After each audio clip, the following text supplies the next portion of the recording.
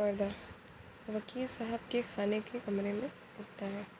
कमरा सीधा सादा पर अत्यंत स्वच्छ है। सजावट का सामान कुछ अधिक नहीं, पर जो है निष्कर करू और साफ और उज्ज्वल है। मध्य एक खाने की मेज है। इसके इर्द गिर्द कुर्सियाँ लगी हैं। बाईं ओर कोने में एक स्टैंड पर हाथ मुंह धोने के लिए चिमनी टिकी है। निकट की ही तपाई पर पानी का लोटा रखा हुआ है। दीवार पर खूंटी के साथ तौलिया लटक रहा है। छत पर बिजली का बड़ा पंखा मंद गति से घूम रहा है और सामने दीवार में टंगा हुआ एक क्लॉक अनवरत टिक टिक कर रहा है। दाईं और बाईं दीवारों में इधर को एक दरवाज़ा है। ये दोनों दरवाजे क्रम से आंगन और ड्राइंग रूम की ओर जाते हैं। दाईं ओर दीवार के कोण में एक दरवाज़ा है जो नन्हे नीरज के छोटे कमरे से सोने के कमरे में खुलता है। पहली दृष्टि में जो बात मन को अनायास प्रभावित करती है वह कमरे की स्वच्छता और सफाई। फर्श पर साफ दीवारें, साफ अलमारियाँ और साफ दरवाज़ों के तख्ते और शीशे, साफ चिलमिची का स्टैंड, तिपाई, लोटा, मेज, कुर्सियाँ, क्लॉक और पंखा। प्रत्येक वस्तु स्वच्छ और साफ है। कहीं कोई धब्बा, जाला या धूल नहीं लगता है, जैसे किसी गृहस्थ का नहीं, किसी अस्पताल का ड्राइंग रूम हो। पर्दा उठते समय 5 कुर्सियाँ मेज के नीचे पड़ी हैं। केवल उनका पृष्ठभाग दिखाई देता है। छठी पर अनिमा 25 वर्ष की, मझले कद और गदराए शरीर की तन्वी बैठी संभवतः दूसरों के आने की प्रतीक्षा में साड़ी के लिए लेस बुन रही है। प्रभात की बेला है। क्लॉक के 8 बजने को है। क्षण भर को मात्र घड़ी की टिक टिक सुनाई देती है। फिर पृष्ठभूमि से अंजलि का स्वर आता है। अंजलि, नीरज बेटा, कपड़े नहीं बदले तुमने? नीरज, बस हो गया तैयार मम्मी। अंजलि, मुन्नी नाश्ता रखो मेज पर। तनिक कड़े स्वर में, तुम क्या कर रही हो? 8 बजने को आए हैं और नाश्ते कहीं पता नहीं। मुन्नी, बस लिए जा रही हूँ मैम साहब। अंजलि तनिक से, और वकील साहब से कहो नहा कर सीधे इधर आएँ, नाश्ता कर लें, फिर चाहे जो करते रहें। कपड़े उनके आंगन पलंग पर रखे हैं और कंघी शीशा मेज पर। बोलते बोलते प्रवेश करते। अंजलि यद्यपि अनिमा की समवयस्क है, किंतु उसे 5-1 वर्ष बड़ी दिखाई देती है। पतले छरहरे शरीर की दुर्बल नसों वाली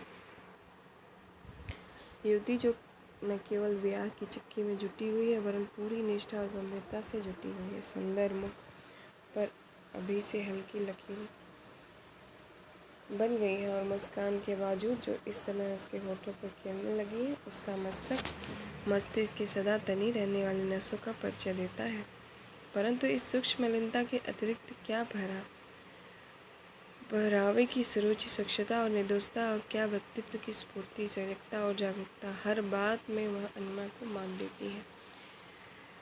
अनिमा उस मुक्त मृगी सी लगती है जो जाल के बंधन से अनमुक्त है। वह भी यद्यपि नहा धोकर बैठी है, पर उसके बनाव, श्रृंगार और पहनावे की पूरी बेपरवाही टपकती है और अंजलि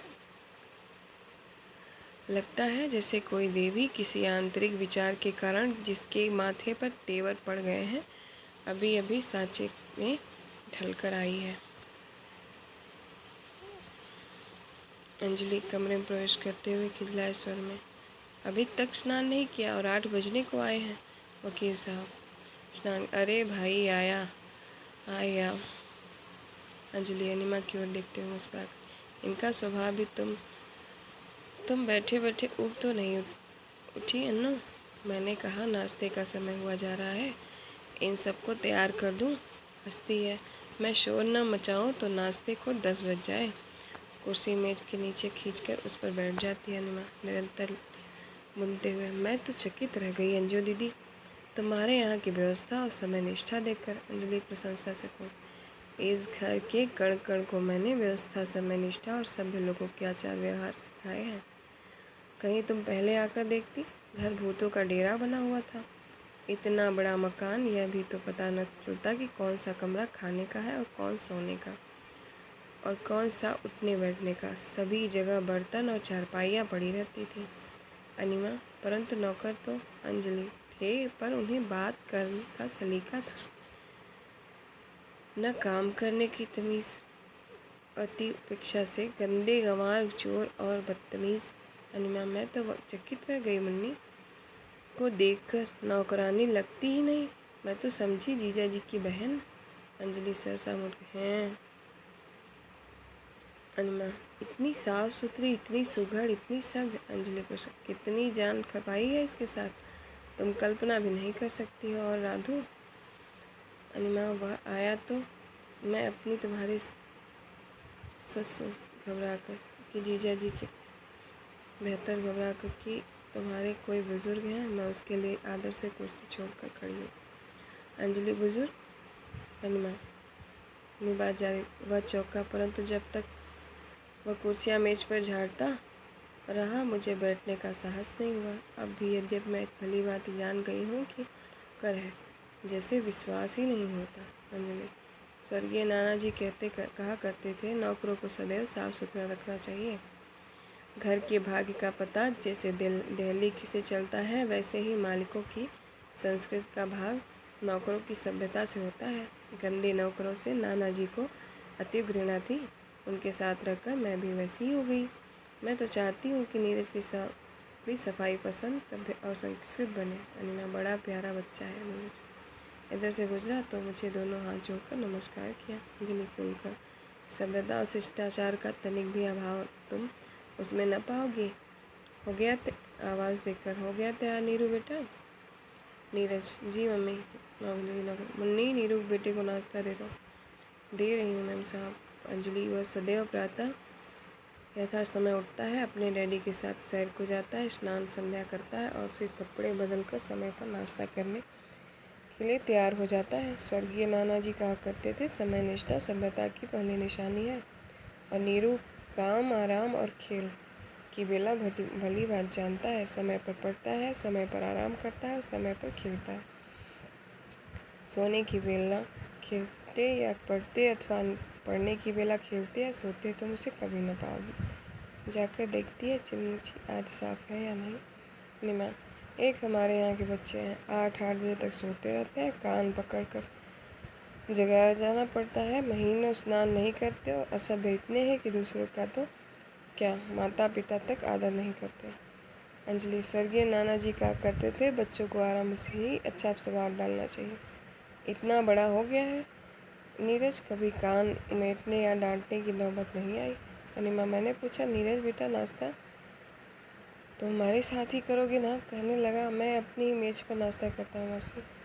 अंजलि, उसकी अलमारी, मेज, टॉयलेट का सामान, सोने का कमरा, सब कुछ अलग है। यह सदैव अपनी मेज पर नाश्ता करता है, अपनी अलमारी पे कपड़े रखता है और अपने बिस्तर सोता है, अपनी कंघी से बाल बनाता है और अपने सब काम आप करता है। स्वर्गीय नाना जी कहा करते थे, बच्चों को अपनी सहायता आप करने का स्वभाव डालना चाहिए। अनिमा, मैं तो भाई जान मान गई तुम्हें। मैं स्वयं सोच रही हूँ कि कुछ दिन तुम्हारे पास रहकर अपनी आदतें सुधारूँ, समय पर उठूँ, समय पर खाऊँ, समय पर सोऊँ, कहीं मुझे तुम्हारे ऐसा सलीका और सुगड़ाया आ जाए।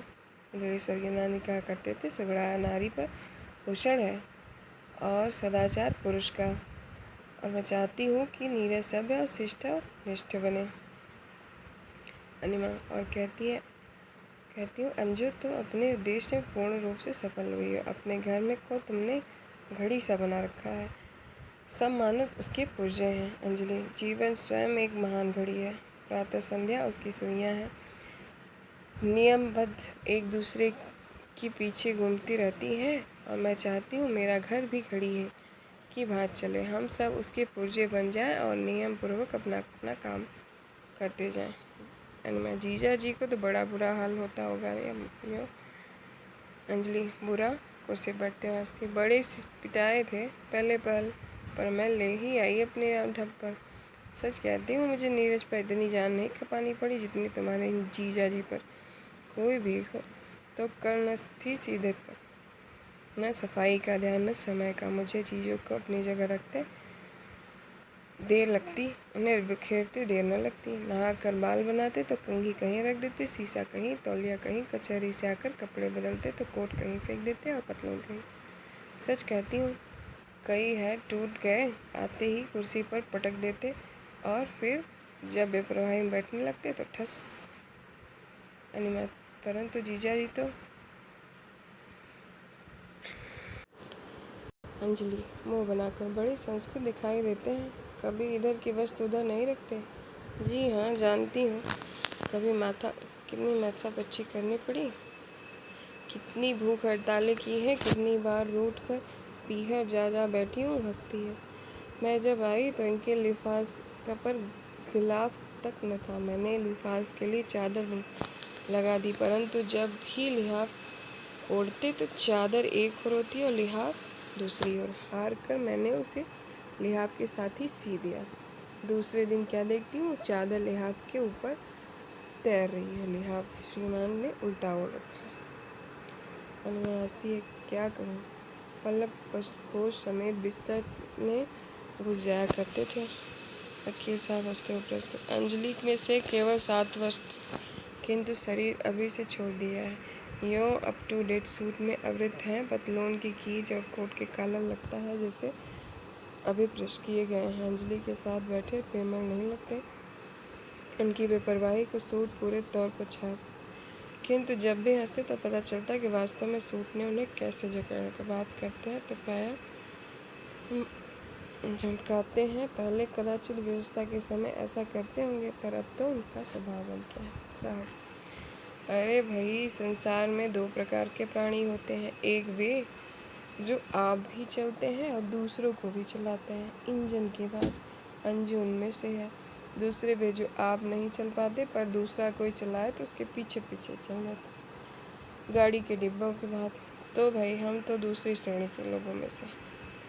कुर्सी खींचकर उसमें 10 से और साथ अनुमा, गाड़ी के डिब्बे जीजा जी वकील साहब और अंजू जैसे चलाती चले जाते हैं। क्यों अंजू, दिया कभी शिकायत का अवसर हमने तुम्हें? हंसते हैं। दिन में 3 बार नहाते हैं और 4 बार हाथ पाँव धोते हैं, कम से कम 4 बार खाते हैं और 5 बार। अंजलि, इस नाश्ते को आप ओके, तुम इसे नाश्ता कह लो, हम तो इसे खाना ही कहेंगे। अपनी बात और 5 बार कपड़े बदलते हैं। समय निष्ठा, स्वच्छता, रीति सभ्य समाज में सदाचार व्यवहार प्रत्येक बात का ध्यान रखते हैं। हंसते हैं। अंजू के साथ विवाह करने के बाद लगता है जैसे हम तो अछूत थे, अंजू ने आकर हमारा उद्धार कर दिया। पूरे जोर से ठहाका मारते हैं और जिससे अंजू आप तो अनिमा कीजा जी आप भी गुम हो जाती है। अंजलि लज्जा को स्वर में तीव्रता में छिपाकर, मुन्नी नाश्ता रखो मेज पर। मुन्नी नाश्ते की तो यह लाई मेम साहब। नीचे संभाषण। मुन्नी चुपचाप नाश्ते के सामान मेज पर रख जाती है। वकील साहब, और सच कहते हैं, हमने अपने आप को 16वें आने अंजू के अनुरूप बना लिया है। अपेक्षा से मुंह बनाकर हमें स्वयं अब गंदे लोगों से अत्यंत घृणा होती है, और ये फौजदारी के वकील 8 ग्राम तो के साथ रहने के कारण स्वयं भी उन्हीं जैसे लगते हैं। हंसते हैं। वही स्वभाव, वही आचार व्यवहार और वही हम सब। सच कहते हैं, कुछ की तो आकृति भी अभियुक्त हो। अनिमा हंसकर, जीजा जी आपकी आकृति तो अभी भगवान की कृपा से। वकील साहब, मुझे अंजू ने बचा लिया, नहीं उनके साथ रहकर तो मेरी आकृति भी। हंसते हैं। और सभ्यता और सदाचार उन्हें छू भी नहीं। अंजलि, स्वर्गीय नाना जी कहा करते थे, सदाचार मनुष्य पुरुष का भूषण है। वकील साहब, पर भूषण अलंकार स्त्रियों की चीज़ समझ करके वे इससे पास भी नहीं पटकने देते। सदैव अश्लील बातें करने से में उन्हें रस मिलता है और गंदे होते हैं कि निकट बैठना कठिन हो जाता है। जूतों समेत मेज पर पाँव रखे बैठे लगाते रहते हैं, अशिष्ट कहीं के। और पानी की बतासे, दही बड़े और चाट कर खाते। अंजलि, स्वर्गीय नाना जी कहा करते थे, दही बड़े और चाट। वकील साहब, मैं तो निरंतर नाना जी को धन्यवाद दिया करता हूँ, जिन्होंने तुम्हारे द्वारा मुझे इस चटोरेपन से बचा लिया। सौगंध ले लो जो पिछले 6 वर्ष में चाट को मुँह भी लगाया हो। और तो और कभी नीरज। अंजलि, मुँह लगाने देती हूँ मैं नीरज को ऐसी गंदी चीज़ें। वकील साहब, जब मैं देखता हूँ कि बड़े बड़े वकील एडवोकेट दही बड़े और पानी के बतासे जैसी निकम्मी चीज़ें खा खा कर दोनों वहीं फर्श पर फेंक देते हैं, तो मैं स्वर्गीय नाना जी को दुआ देता हूँ जिनकी शिक्षा अंजू के द्वारा मुझे इस अशिष्टा से बचाए हुए है। भगवान साक्षी है, जो मैंने पिछले 6 वर्ष से चाट को एक बार भी मुंह में लगाया उंगलियाँ हंसकर केवल दोने देखे हैं। अंजलि: अच्छा फिर हंसिएगा, पहले नाश्ता कर लीजिए। कैसा भाई, मैं कहता था कुछ देर प्रतीक्षा कर लेते। श्रीपद का पत्र आया था कि आज प्रातः ही गाड़ी से वह आ रहा है। अंजलि व्यंग्य: आ रहा है? इन 6 वर्षों में उसने कितने पत्र नहीं लिखे, कभी आया भी? आप भी बस नाश्ता आरंभ कीजिए। आ चुका श्रीपद भाई का पत्र आता है तो मैं दृष्टि दरवाजे से लगाए बैठी रहती, पर श्रीपद का पर विश्वास उसका वकील साहब भाई, वह घुमक्कड़ आदमी है, सदा बाहर दौरों पर रहा है। अंजलि जी, दौरों पर रहा है, जब भी इधर से गुजरा बड़े तमतराक से लिख दिया, श्रीमान राय श्रीपद राय इस बार अवश्य अंजू दीदी के गरीब खाने पर पधारेंगे। लेकिन सदा गुजर गए और पता भी न दिया कि किस गाड़ी से गुजरे। और स्वर्गीय नाना जी कहा करते थे कि श्रीपद राय श्रीमान राय श्रीपद राय पधारते हैं, सब चौंकते हैं। श्रीपद ड्राइंग की चौखट पर खड़ा है, कीमती सिल्क का कुर्ता और लट्ठे का पैजामा पहने हुए, लेकिन कुर्ते के दोनों बटन खुले हैं और दोनों कपड़े तनिक मैले हो रहे हैं। आयु में अंजू जी से 2-2.5 वर्ष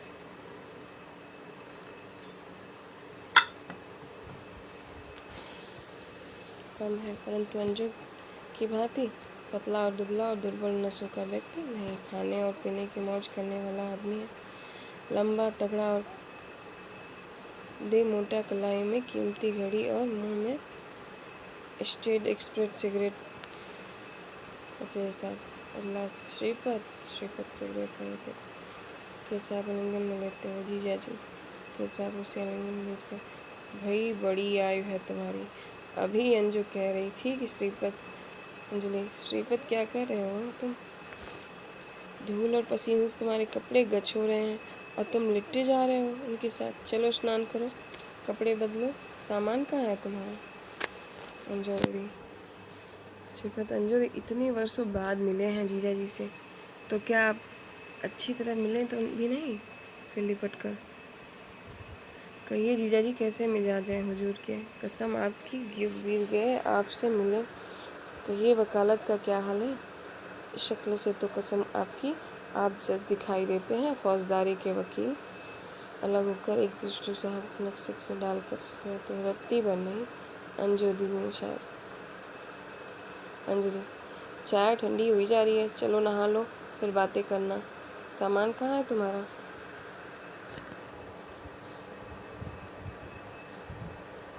सामान ही कौन सा है, बिस्तर पड़ा है बाहर बरामदे में। सामान नहीं, परंतु अरे आजकल सामान लेकर कौन चलने के दिन है। और कपड़े एक चंद कुर्ता और पैजामा होगा जो बिस्तर में बंद है। अंजलि नौकर को आवाज, राधू जी मैम साहब अंदर। अंजलि बाहर बरामदे में इनका बिस्तर पड़ा है, उठा लाओ। बाथरूम में नया तौलिया और साबुन रख दो। अलमारी से साबुन की नई टिकिया ले लो, ये स्नान करेंगे।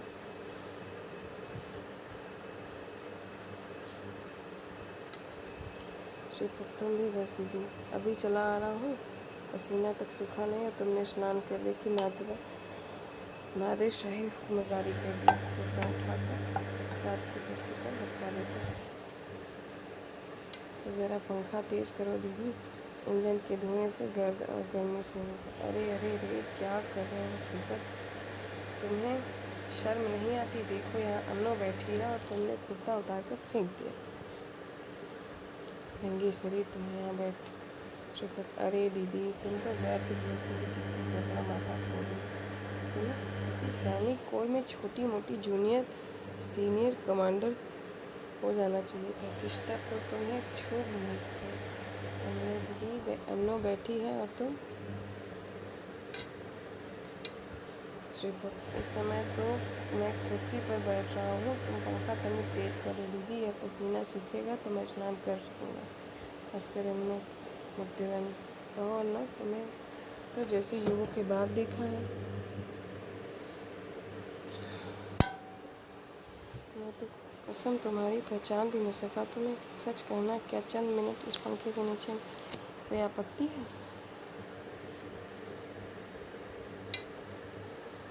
अंजलि, मानो कोई भारी पाप कर दिया हो। अभी कहेंगे मैं कितना करता। स्वर्गीय नाना जी कहा करते थे, तुम्हें अपने स्वर्गीय नाना जी की कसम दीदी, क्षण क्षण पर बिल्कुल उनका ध्यान छोड़ दो और पंखे की आवाज़ तेज कर दो। मैं कहती हूँ तुम कितनी गंवार हो। यह खाने की मेज है और तुम यहाँ कपड़े उतार पसीना सुखाने बैठ गए हो। कोई हद भी है तुम्हारी अशिष्टता की। स्वर्गीय नाना जी श्रीपत कहा करते थे कि श्रीपत बेहद गंवार आदमी है, खाने की मेज पर बैठकर पसीना सुखाता है। मैं कहता हूँ दीदी, मैं इतनी मुद्दत के बाद आया हूँ, तुम्हारा छोटा भाई हूँ, तुम लोगों से मिलने का अरमान लिए भी मैं भटक रहा हूँ। इस महान विश्व के महान भारत की तुलना से भटक रहा हूँ और तुम्हें मेरा पल भर को यहाँ बैठा सहा नहीं। तुम्हारी कसम, मैं इतनी देर यहाँ रहूँगा, एक पल के लिए भी आप लोग के अपने दुष्ट ओझल न होने दूंगा। यही तो मैं कहती हूँ, तुम उठो, स्नान करो, फिर बैठ करो। मैं तो कहता हूँ ब्रह्मा का वाक्य, मेरा वाक्य एक बार। मैंने कहा ना कि एक पल के लिए किसी भी आप के लिए भी आप लोगों को अपनी दृष्टि से ओझल न होने दूंगा। स्नान नागार में जाने के बात के दूर है। फिर रही अंजलि, ठंडी हो गई चाय तुम्हारी बातों में, फिर गर्म हो जाएगी।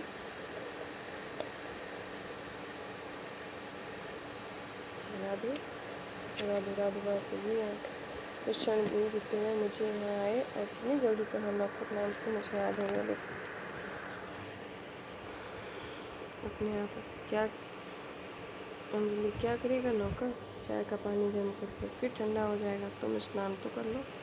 मैं कहता हूँ दीदी, चाय पीना भी कोई संध्या वंदन करना है, स्नान आदि की आवश्यकता हो। ज़रा गर्म चाय एक कप पिलाओ, जान में जान आए। स्नान की भी देखी जाएगी। अंजलि घड़ी की ओर देखते खींच कर मैं कहती हूँ नाश्ते का समय हो, कब का हो गया और तुम होगी श्रीपत? यही तो कहता हूँ, बस झटपट नाश्ता कर लिया जाए। चमके सब लोग मेरे लिए क्यों बैठे रहे? भाई साहब नहा कर बैठे हैं, मैं नहा कर ना बैठा सही? क्यों जीजा जी, आपको कोई आपत्ति? क्यों देख कर पुकार कर मुझे श्रीपत और अन्नू, तुम्हें अनिमा अंजलि को लेकर तो मैं श्रीपत, तो लाइए चाय पी जाए। मुझे आप सबकी कसम सचमुच बड़े जोरों की भूख लगी है। तो सब बिस्कुट खाकर खाते हुए नहा मैं मुझे कम से कम 1 घंटा लग जाएगा। मेरी आदत है कि या तो मैं नहाता ही नहीं और नहाता हूँ तो महीनों की कसर एक ही दिन में निकाल देता हूँ। आप सब लोग बैठे रहेंगे और मेरे लिए केसर राधू इस संभाषण में चुपके से आकर हाथ बांधे आदेश प्रतीक्षा करा। राधू तनिक चाय का पानी और लाओ, गर्म गर्म, या तो ठंडा हो गया है। श्रीपत और फिर मैं सोचता हूँ गर्म चाय पीने से जितना पसीना निकलता है निकल जाए, इसके बाद स्नान करूँ, इसलिए मैं सदा नहाने से पहले नाश्ता किया करता हूँ। चायदानी कुछ होता है, चाय तो खूब गर्म है जीजा जी। राधू दूसरा पानी अलग टी पॉट में लाओ। राधू जाता है, श्रीपत वकील साहब के पानी में चाय डालता है। आप दूध तो ज़्यादा नहीं लेते? दूध डालता है और चीनी। अंजलि आगे में, श्रीपत तुम्हें टेबल मैनर्स का भी ज्ञान नहीं, हटो मैं बनाती हूँ चाय।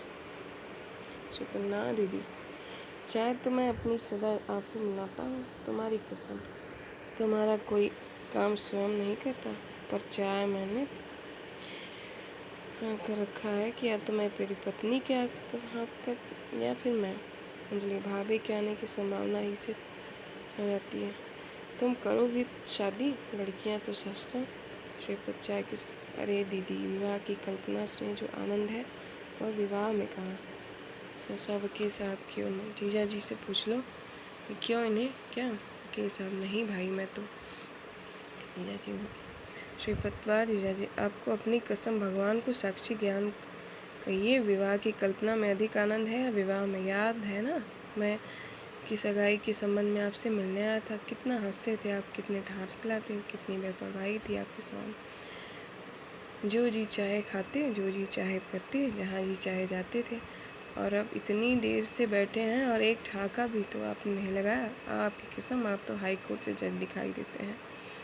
हालांकि अभी आप एडवोकेट भी नहीं बने। जब एक वकील जज बनकर आने लगे तो समझिए कि वह बुढ़ा हो गया है। वकील तो यमन का प्रतीक है और जज बुढ़ापे का। कसम आपकी जीजा जी, आपके विवाह को बुढ़ा बना दिया है। सूरज टाका लगाता है और चाय पीता है। और या जी, अपना वचन तो आप नहीं भूले। पिछली बार जब हम मिले थे तो आपने कहा था कि एक बार फिर दिल का होटल में। इस बात से घबराकर सिपत अपनी जो कुछ और न वक्त देख प्याला हाथ में लिए हुए उठ खड़े होते हैं। लो भाई, मुझे तो देर हो रही है, एक मामला है ज़रूरी, मैं लंच पर आने का प्रयास करूँगा, उसे निपटा कर मेरी प्रतीक्षा करना। खुद में समाप्त करके मेज पर रखते हुए चले जाते। अंजलि हाथ तो अपना लेते जाइए के पीछे पीछे जाती है। श्रीपत चाय का दूसरा प्याला बनाता हुआ गुनगुना का आरम्भ करता। भरी बज में राज की बात कह दी, बड़ा एक बेगंदा में सजा चाहता हूँ। श्रीपत गुनगुना रहा है। अब जब राधु टी लगता है तो उसे मेज पर रखकर कच चला जाता है। अनुमा उनमें से कितना प्याला बनाती है। अनुमा चाय डालती हूँ। मैं पूछती हूँ, क्या आप किसी प्रकार के शिष्टाचार में विश्वास नहीं रखते। श्रीपत किसी प्रकार के भी नहीं। शिष्टाचार विवाह का योग कह लो कि बंधन का प्रतीक है। उधर आपका विवाह हुआ और इधर आपके गले में शिष्टाचार का जुआ पड़ा। ये आपकी सास है, इनके सामने सिर नीचा किए शिष्टा से मुस्कुराओ मानो आपके सब दांत झड़ गए हैं। ये आपकी सलहज है, इनके सामने बनतब से हंसो मानो ये आपकी बत्तीसी मोतियों की है। ये आपकी पत्नी है। आचार व्यवहार सदाचार शिष्टा की मासी खूब जोर से अरे विचार से आचार व्यवहार सभी नियम उपनियम विवाहित लोगों के अधेड़ दिमागों की उपज है। इसलिए मैं केवल विवाह की कल्पना करता हूँ, इसके बंधन से नहीं फंसता। ससन में क्यों मुख्य क्यों नो, क्या तुम भी शादी व्यादी करना चाहती हो या तुम्हें भी मेरी तरह विवाह के स्वप्न देखना ही पसंद है। अंजलि आपस में चलो अनिमा, अब चलकर ड्राइंग रूम बैठे। चाय पी ली तुमने। अनिमा पहले की ओर समाप्त करी थी। करो राधु राधु राधु आंगन में जी आया अंदर। अंजलि राधु यह सब उठा कर ले जा और मैं कहती हूँ मेज पर को भली बात साफ कर दो। सारी शायद ख़राब कर दी तुमने।